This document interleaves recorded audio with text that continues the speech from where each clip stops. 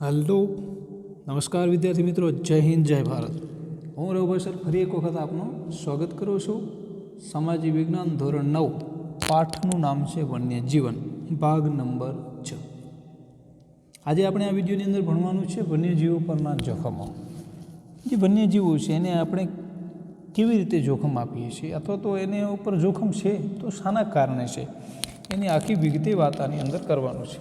આજે આપણે જાણીએ છીએ કે આધુનિક યુગ છે અને આ આધુનિક યુગની અંદર માનવીનું લોભ અને લાલચ દિવસે ને દિવસે વધી રહ્યા છે। તેની વિકાસની જે હરણફાળ છે એ દિવસે ને દિવસે વધતી જાય છે અને આ જે એની લોભ અને લાલચ છે એની હડફટે કોણ આવે છે? વન્યજીવ સૃષ્ટિ આવે છે। ક્યાંક ને ક્યાંક આપણી આ જે વિકાસની હડફેટ છે એના કારણે આપણે વન્યજીવોને નુકસાન કરતા રહેલા છીએ અને એ નુકસાન એટલું બધું છે કે આજે એ વન્યજીવ સૃષ્ટિના અસ્તિત્વ સામે પ્રશ્નાર્થ ચિહ્ન ઊભું થયું છે। તેના કારણો શું છે તો ચાલો તપાસીએ। આજે જંગલો દિવસે ને દિવસે ઘટી રહ્યા છે। હવે આ જે જંગલો છે એ જંગલો આપણો તો રહેઠાણ છે, કોનો છે રહેઠાણ? તો કે વન્યજીવો માટે। હવે વન્યજીવોનું આપણે રહેઠાણ સતત ને સતત શું કરી રહ્યા છીએ? કાપી રહ્યા છીએ અથવા તો ઓછું કરી રહ્યા છીએ। જેના કારણે શું થાય છે કે જે વન્યજીવોનું કુદરતી આવાસ કહેવાય અથવા તો કુદરતી આવાસનું જે એનું ક્ષેત્ર છે એ ગુમાવી રહ્યો છે। એટલે કે આના વગર એ જાય ક્યાં? તમે વૃક્ષો કાપી નાખો, જંગલ કાપી નાખો તો સિંહ છે, દીપડો છે, એક શિયાળ છે, જો જંગલ કાપી નાખો, તમારી આસપાસ કોઈ જંગલ છે ને તમે જંગલ કાપી નાખો તો એ રહેશે ક્યાં?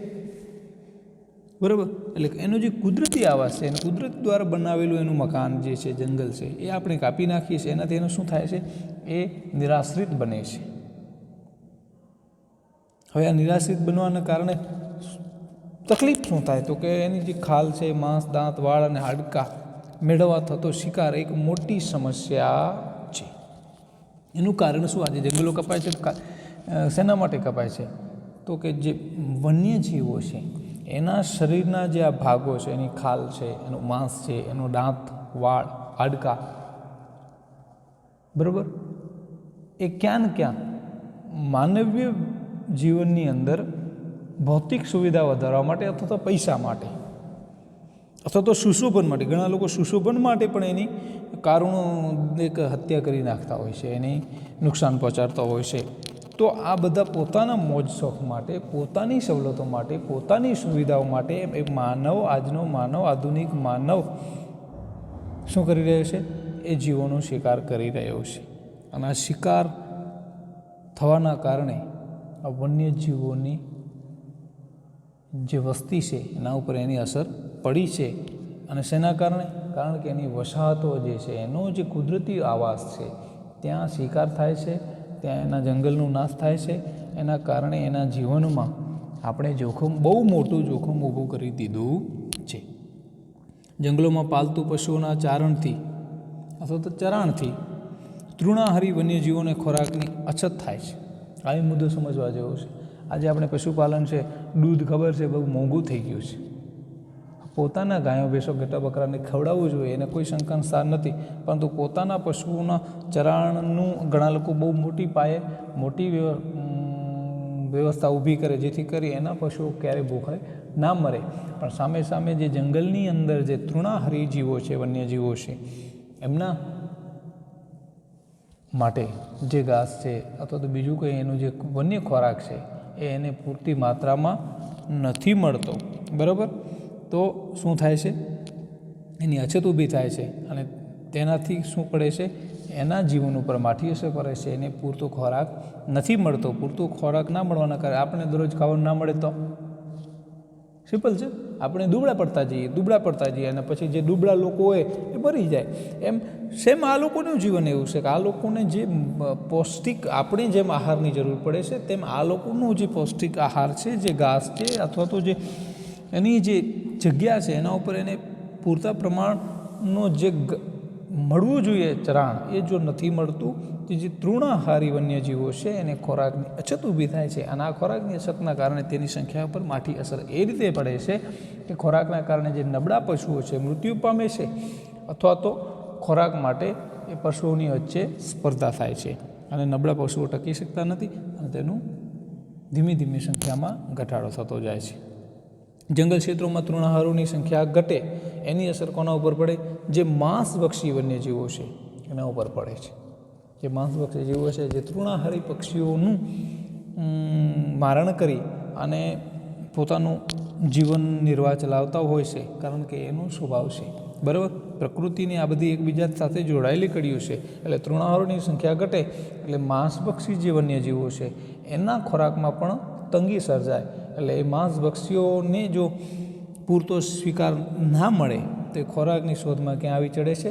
માનવ વસ્તીની અંદર ચડી આવે છે. અને અવારનવાર આપણે ટીવી છાપાની અંદર જોઈએ છે કે આ ગામની અંદર દીપડો આવ્યો, આ ગામની અંદર સિંહ આવ્યો, આ રોડ ઉપર સિંહ દેખાય છે, વાઘ દેખાય છે. આવું ક્યાંક ક્યાંક આપણે ટીવી સમાચારની અંદર જોતા હશું. તો એના કારણો શું છે? તો આ એના કારણો છે. આપણી જે આ ભૌતિક સુવિધાઓ વધારવી જોઈએ, આપણો વિકાસ કરવો જોઈએ, પરંતુ આપણે જે આ પ્રકૃતિને ખલેલ પહોંચાડી રહ્યા છીએ એની અસર પાછી આપણા ઉપર જ થઈ રહી છે. આ આખી કડી એકબીજા સાથે સંકળાયેલી છે. અને એ પશુઓ ક્યાં આવે છે? માનવ વસ્તીની અંદર આવે છે, જે પશુઓ હિંસક હોય છે. હવે આ હિંસક પશુઓ જ્યારે માનવ વસ્તીની અંદર આવે છે એટલે માનવ અને એ પશુઓની વચ્ચે શું થાય છે? એક સંઘર્ષ ઊભો થાય છે, એક ઘર્ષણ ઊભો થાય છે. અને આ સંઘર્ષની અંદર આપણે જાણીએ છીએ કે કાળા માથાનો માનવી બધા ઉપર ભારે પડે અને વન્યજીવોને એમના મૃત્યુ તરફ લઈ જાય છે. વળી અન્ય વન્યજીવોના આવાસોમાં આપણે ઘણા પ્રકારનું પ્રદૂષણ કરીએ છીએ. આ પ્રદૂષણની પણ આ વન્યજીવો પર ખૂબ જ ઘાતક અસર પહોંચે છે. આ ઉપરાંત વન્ય ક્ષેત્રોમાં થતી માનવી પ્રવૃત્તિઓથી પણ વન્યજીવોને માઠી અસર પહોંચે છે. તો કહેવાનો મતલબ, વન્યજીવોને આપણે ઘણી બધી રીતે નુકસાન કરતા આવ્યા છીએ. એના પછી આટલું જાણો, એની અંદર આપણે કહેવામાં આવ્યું છે કે ઘર આંગણે જોવા મળતી ચકલીઓ આજે આપણને બહુ ઓછી દેખાય છે. જોજો કરે. સિંહ ગુજરાતનું રાજ્ય પ્રાણી છે, સુરખાબ રાજ્ય પક્ષી છે, જે હવે બહુ ગણ્યા ગાંઠ્યાની માત્રામાં છે. બહુ મોટી સંખ્યા ના કહી શકાય. એક વખત આમ મોટી ભારે સંખ્યાની અંદર જોવા મળતો ગીરનો સિંહ આજે બહુ લુપ્ત થતો જાય છે. એશિયાઈ સિંહ છે, ગુડખર છે, પટ્ટી ગરોળી જેવા પ્રાણીઓ ભારતમાં માત્ર ગુજરાતમાં જોવા મળે છે. એ બધી આપણી એક ધરોહર કહેવાય, એની સાચવવી આપણે. પછી જંગલી ભેંસ છે, જેને ભારતીય બાયસન આપણે આગળ ભણી ગયા. હાથી, ચિત્તો, મોટી ભારતીય ખિસકોલી, બરાબર, વાઘ, એ ગુજરાતના જંગલોમાંથી શું થયા છે? લુપ્ત થઈ ગયા છે. તો એનું કારણ શું? તો ક્યાં ને ક્યાં માનવ જવાબદાર છે. કચ્છનું રણ અભયારણ્ય ગુજરાતનું સૌથી મોટું વિસ્તાર ધરાવતું અભયારણ્ય છે. બરાબર, પોરબંદર પક્ષી અભયારણ્ય છે, એ ગુજરાતનું સૌથી ઓછું વિસ્તાર ધરાવતું અભયારણ્ય છે. તો સરકાર પોતાના ઘણા બધા પ્રયત્નો કરતી રહેલી છે અને કરે જ છે, આજે પણ કરે છે, અવિરત પણ ચાલુ રહેશે એવી આપણે આશા પણ એમની પાસે રાખી શકીએ. પણ એક માનવ તરીકે આપણી પણ ફરજ બને છે કે આપણે વન્યજીવોને, આપણી જે જંગલ સંપત્તિ છે, વન્ય સંપત્તિ છે, કુદરતની જે આ સંપત્તિ છે, સરસ મજાની આપણી પ્રકૃતિ છે, એને આપણે સાચવીએ તો જ આપણે સચવાઈ શકશું. તો મોટા થઈને આપણે આના ઉપર ધ્યાન આપીએ, એના કરતાં અત્યારથી જ આપણે એના ઉપર ધ્યાન આપીએ. આપણી પ્રકૃતિનું જતન આપણે જ કરવાનું છે. જંગલોના વિસ્તારોમાં થતા ઘટાડાથી ખોરાક અને આશ્રયની શોધમાં વન્યજીવો ક્યાં આવે છે? માનવ વસ્તી તરફ આવે છે. અને આ વન્યજીવોના ક્ષેત્રોમાં થતા માનવ હસ્તક્ષેપ, તેમની સાથેની અથડામણો સર્જાય છે. ક્યારેક અથડામણ સર્જાય, ક્યારેક સિંહ પકડાઈ જાય, ક્યારેક જ્યારે સિંહ ઉપર હુમલો કરવામાં આવે ત્યારે એ પણ હિંસક બને છે, વાઘ હિંસક બને છે.